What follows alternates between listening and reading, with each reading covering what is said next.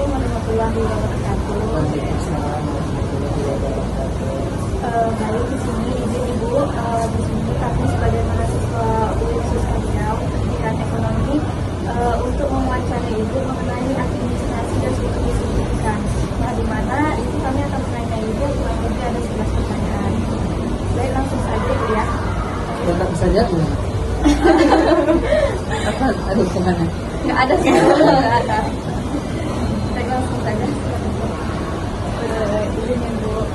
Pertama itu kami menanya bagaimana pelaksanaan kegiatan administrasinya seperti data siswa,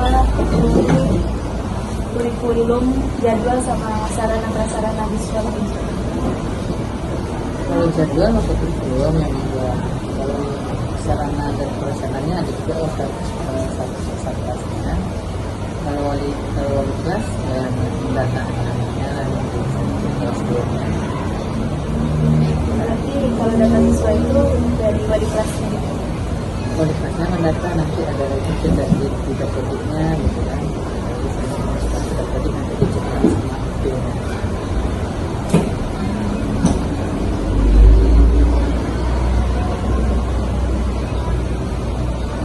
Terus Bu, kalau pembagian tugas administrasinya setiap stafnya itu dia memberi tugas ke masing-masing itu atau Sudah ada jadwalnya.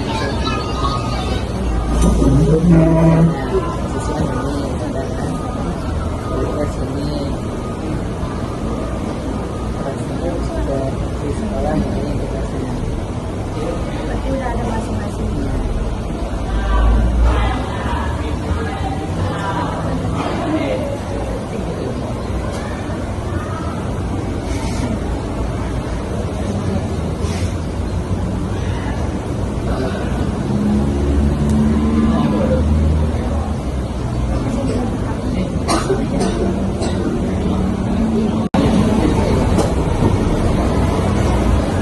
Kalau masalah hambatan gitu Bu, yang sering terjadi pada administrasi sekolah itu apa? Ya, sekolah. Permasalahannya hambatannya gitu.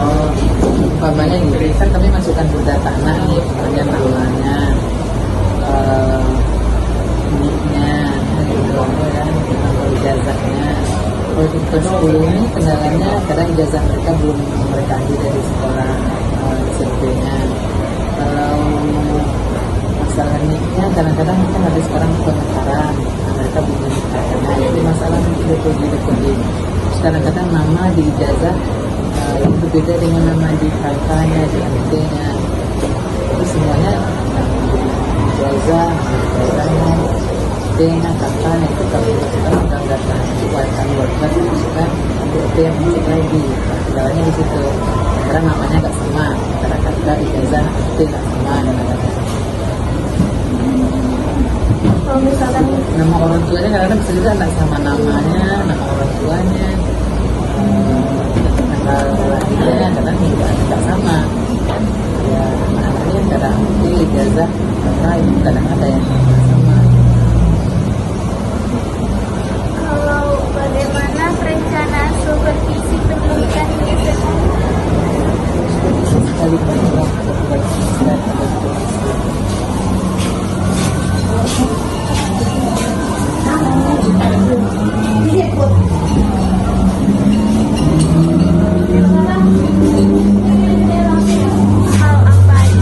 Hal apa saja yang harus disiapkan dalam melaksanakan supervisi pendidikan?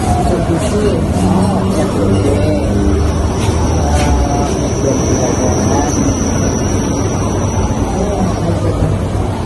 itu ya apanya SKPD-nya. Kalau aspek apa saja yang dibutuhkan untuk menyusun supervisi pendidikan bagi guru atau pengawasan pendidikan? Itu yang kami siapkan.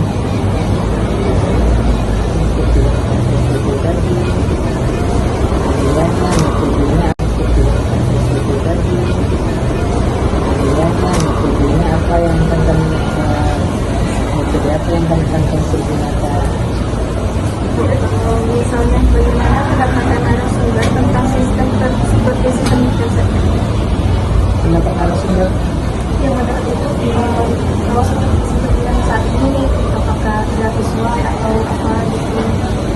pasti ada juga masukan-masukan dari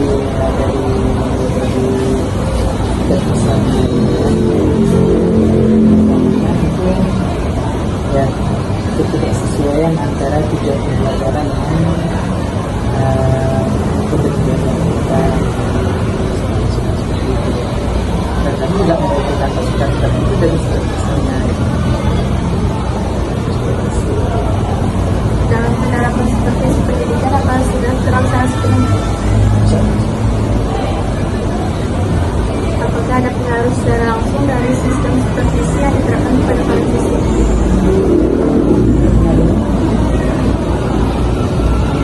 Dampak nyata yang diberikan terhadap proses belajar. untuk proses belajar mungkin dalam dunia tadi mungkin ada masukan dari kepala sekolah kalau dia kurang mungkin kedepannya mungkin bisa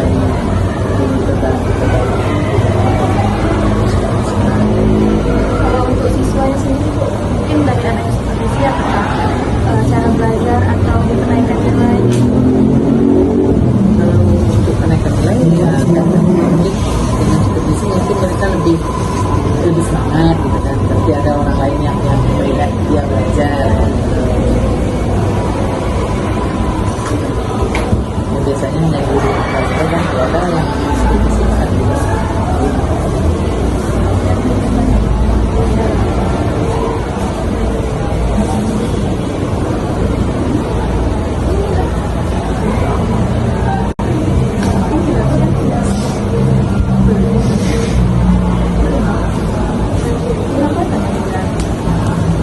Yang menjadi hambatan pelaksanaan supervisi ini itu Hambatan dari misalnya dari sumber daya manusianya atau waktu itu hambatannya mungkin kalau di sini kadang-kadang kita guru mau menggunakan fokus tapi fokusnya belum begitu nggak sebanyak kelasnya gitu kan. Itu kendalanya anak-anak yang gede di rumahnya guru mungkin harus medianya mungkin harus lewat fokus itu fokusnya belum semua ya. Nah, ini kan kendalanya.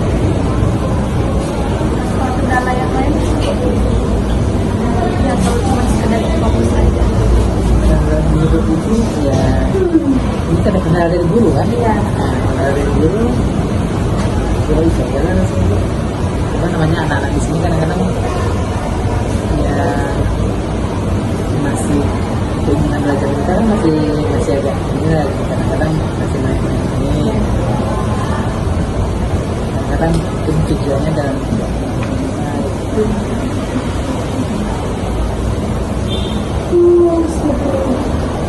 Pertanyaan dong. Mungkin yang satu lagi. Sampai saat ini gitu, Bu, kualitas tujuan pendidikan itu, Bu, dalam peningkatan kualitas pembelajarannya sudah tercapai melalui supervisi yang dilakukan saat ini. tujuan pembelajarannya harus supervisi ya kan? Ya. Sudah Kalau tercapai. menurut ibu nggak ada hubungan antara supervisi dengan tujuan pembelajaran kan?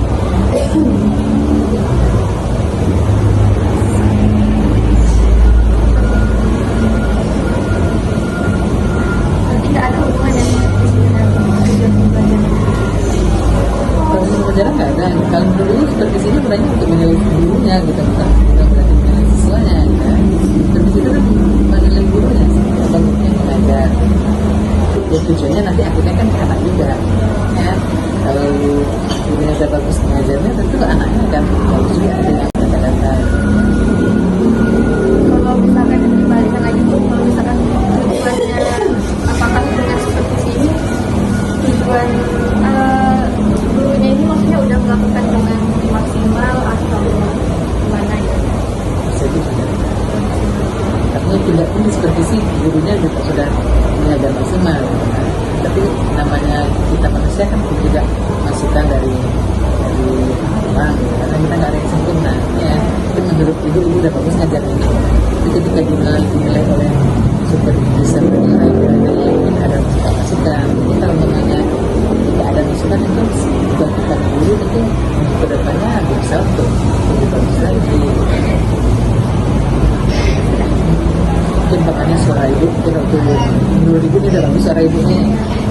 mungkin ketika dinilai oleh supervisi dan supervisi katanya soal itu kurang begitu besar kan gitu kan kita sampai di belakang kan gitu itu pengelolaan kas itu kurang kan kedepannya itu diperbaiki oleh gurunya.